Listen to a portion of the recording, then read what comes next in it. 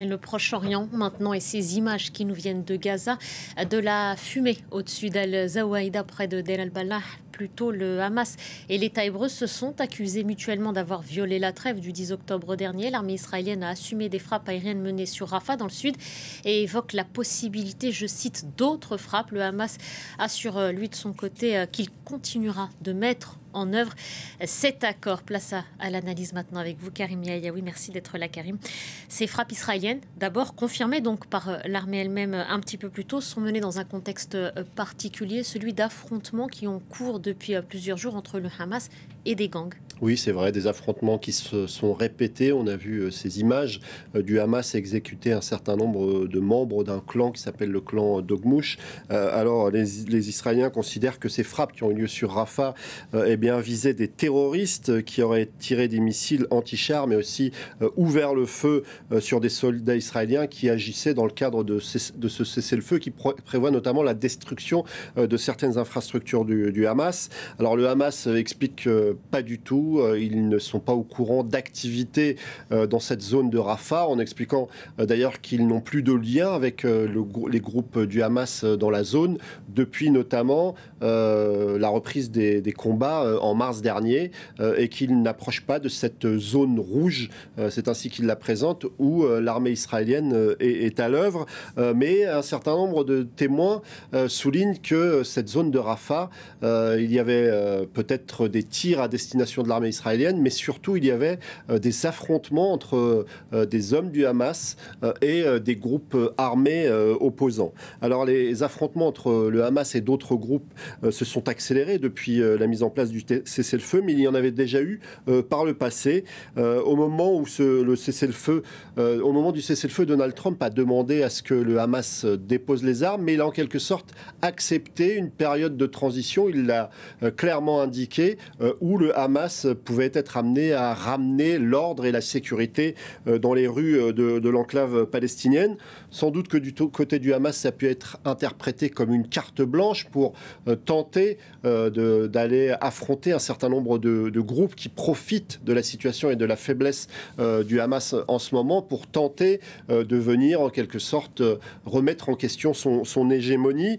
Il y a plusieurs clans. On a vu ces images particulièrement difficiles à regarder d'hommes qui étaient exécutés par le Hamas. Ils appartenaient au clan Dogmouch, qui entretient déjà des relations exécrables avec le Hamas. Leur leader a été éliminé par le Hamas il y a quelque temps déjà.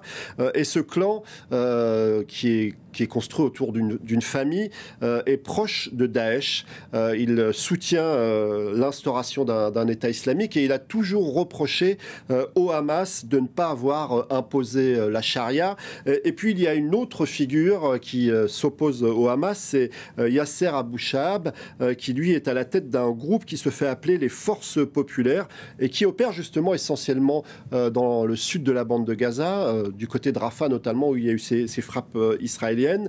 Alors c'est un groupe qui est connu pour des faits de contrebande, de prostitution, d'extorsion. Ce sont là les activités de ce groupe. Et ce gang avait été impliqué en 2024 et 2025 dans des attaques contre des convois humanitaires, les rares convois humanitaires qui pouvaient rentrer dans la bande de Gaza.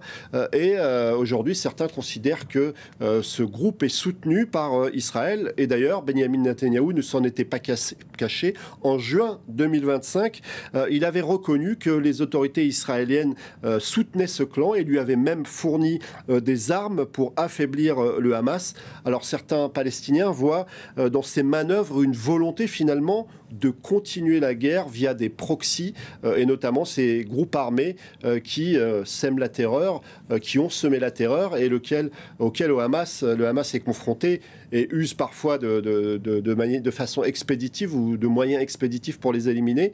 Mais en tout cas, il semble qu'une partie de la population prenne plutôt fait et cause pour le Hamas dans ces combats récurrents, puisqu'elle considère, cette population, que ces groupes, pour un certain nombre d'entre eux, étaient proches d'Israël. Est-ce qu'on peut considérer alors aujourd'hui, et Karim, nous sommes le 19 octobre, cette trêve a été scellée il y a 9 jours, est-ce qu'elle tient toujours ? Alors, si on regarde les faits de façon totalement froide, eh bien, on s'aperçoit que bien, elle ne tient plus puisqu'il y a eu des frappes, des morts encore côté palestinien. Le Hamas, en tout cas, le ministère de la Santé de l'enclave a évoqué quelques 18 ou 20 personnes qui ont été transportées dans les hôpitaux.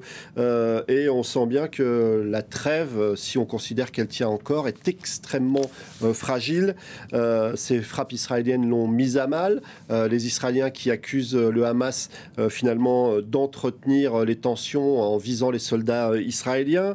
Mais on sent bien que du côté du Hamas, on semble vouloir s'accrocher à cette trêve.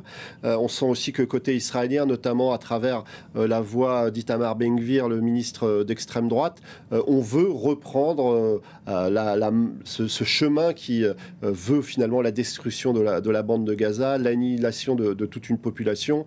Cette rhétorique qui s'est un petit peu éteinte juste quelques jours parce qu'il y a eu ce cessez-le-feu et cette volonté de Donald Trump.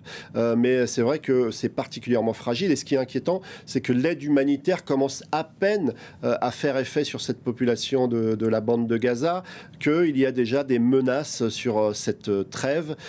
En tout cas, on se souvient que Donald Trump avait expliqué que ça y est, c'était la paix. Ce n'est pas la paix dans la bande de Gaza. Il y a encore beaucoup d'inquiétudes, mais Donald Trump veut aller sauver l'Ukraine et la Russie, un autre dossier où il se veut être faiseur de paix encore une fois.